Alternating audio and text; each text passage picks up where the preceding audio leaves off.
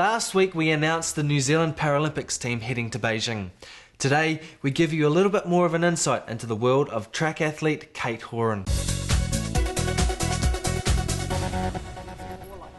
Kate Horan doesn't just fly on the track.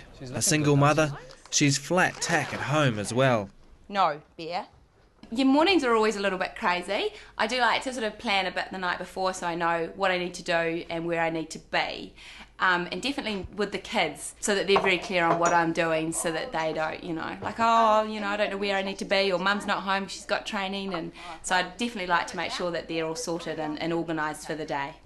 Oh yeah, Mum, I've got notices. I've got this star thingy in my bobby. Kate's house is always busy with the boys' friends dropping by. They've had to be independent. They've had to do a lot for themselves, purely because I'm probably not around and not there as much as I could be. And luckily enough, they're very proud. And when they do have down days, I'm like, and I'm not there for something, I'm like, well, do we want to go to Beijing or not? So, as soon as I say that, they're like, yeah, Mum, no, we'll help and we'll do this and we'll do that. So they're great. Kate's teenage son admits his mum rules when it comes to running. And I bet her once, and she had to give me $130. And yeah, that was a great day. Oh, she was really, really, really tired and sick. Yeah, so I pretty much got the money for free. Jared's another loyal fan. So I just watch it on TV, and even though she probably can't hear me, I still yell out, "Go, Mum!" All good to go? Yeah. Quick, Tones, come on, we're going to be late. When Kate was born, one of her legs was shorter than the other. When she was 5, the decision was made to amputate the shorter leg below the knee. It was felt she'd have better mobility using a prosthesis. Kate's mum and sister live close by. It's made her sporting career easier to manage. No, Kylie, no! She nearly got you. The family look after the boys when she has to travel to sporting events. Hello, can I have a hold? Come here. Boo. Hi. So you got a big session today, or? Speed session. No, not big, but short and sharp and hard. Her sister Sarah has also run competitively, so the family understands the demands of the sport. She's getting all excited after school. Kate's mum isn't surprised by her success. Kate was a very strong-willed child, and she definitely did show that competitive streak. We got her into horse riding. She had a pony and did very, very well with that until it came to dressage. And when she realised lifting her jumper up to show her artificial leg wasn't going to make any difference to the judges, she actually gave that away. Sarah remembers Kate's first time water skiing. There was nothing going to stop her from water skiing. And we sort of tried to, say, I don't think it's a good idea, something might happen to your leg. We tied the leg on the ski, and then her arm started to get tired, so she dropped off, but the leg and the ski just kept going across the water. Yeah. If she wanted to do something, we always found a way.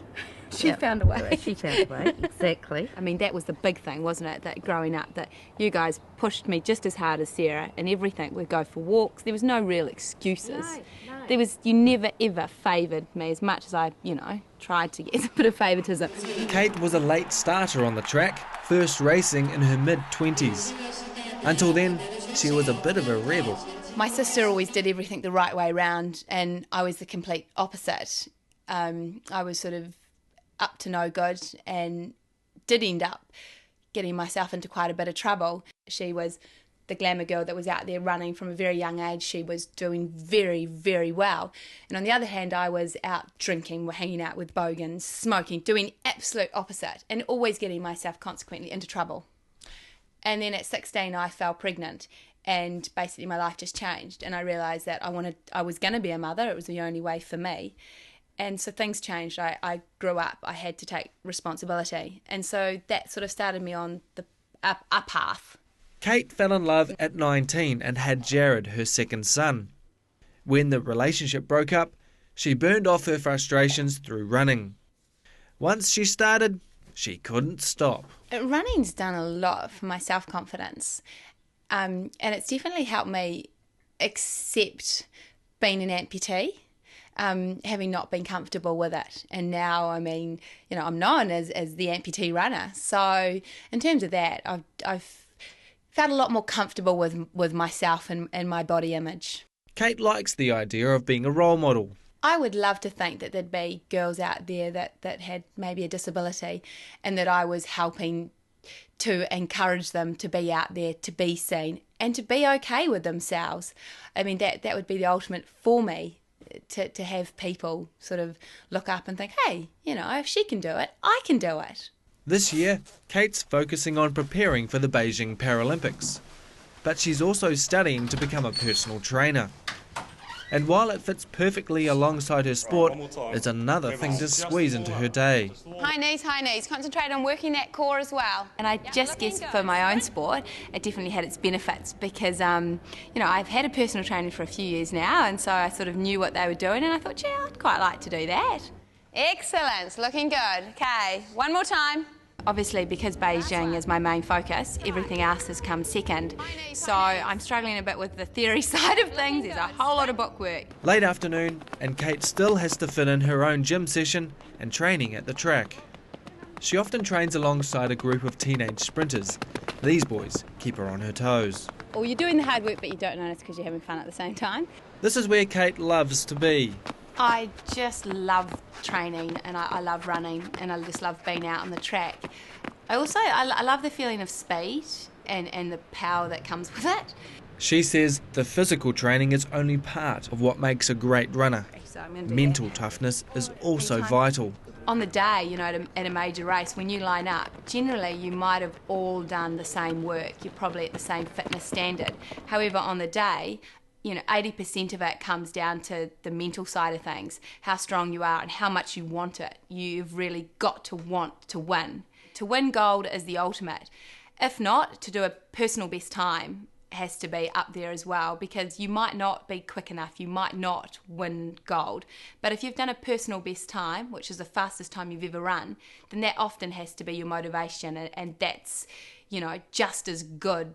Well, possibly not quite as good as winning gold, but it's still, you know, a huge achievement. Training's over. Time for a breather, but not for long. Her sons will be wanting their dinner. We had some fun making today's program. Hopefully it's given you some ideas to try something new. I'm quite outspoken about like political stuff, and if somebody is bugging me, I'll just turn around and be like, I really don't like what you're doing. You ever thought of taking up another sport that's not as much contact? No, not as much. Not much fun. You know, I can get on a train and I can catch a bus to town, and I can be more or less completely independent now. And I couldn't do that 10 years ago.